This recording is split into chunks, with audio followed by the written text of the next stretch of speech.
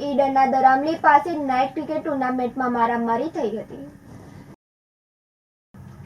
ઈડરના દરામલી પાસે night cricket ટુર્નામેન્ટમાં મારામારી બનાવ બન્યો હતો, જેમાં ક્રિકેટની રમતમાં મેદાન બહાર આવેલા બોલ પરત નહીં આપવા બાબતે મારામારી થઈ હતી અને મેચ જોવા આવેલ ભદ્રેસરના યુવકો અને દરામલીના યુવકો વચ્ચે મારામારી થઈ હતી।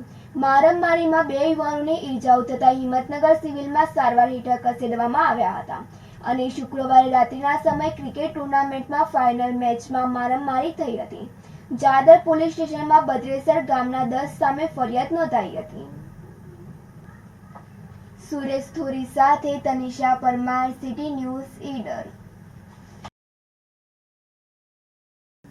કાંકરેજ તાલુકાના માંડલા ગામેથી જૂની પરંપરાગત પ્રમાણે વરરાજા બળદગાડામાં જાન જોડી જાખીલ મુકામે પરણવાને હાલ્યા હતા।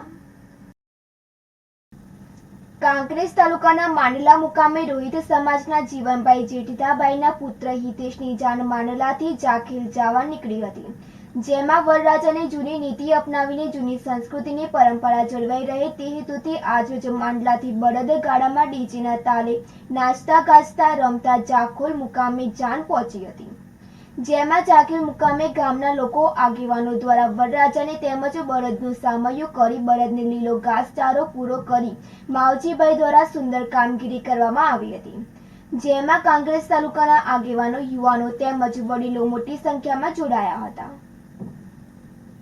ગિરીશ જોશી સાથે તનિષા પરમાર, સિટી ન્યૂઝ, કાંકરેજ। અમારા ગામ માંડલાથી આજે બળદગાડામાં જીવણભાઈ જેતાભાઈ સાંપરિયાના પુત્ર હિતેશ કુમારની જાન જાખેલ ગામે લઈને અમે નીકળ્યા છીએ। જૂની પરંપરાગત જે જૂનો રિવાજ હતો એ પ્રમાણે 4 બળદગાડા સાથે અમે નીકળી રહ્યા છીએ।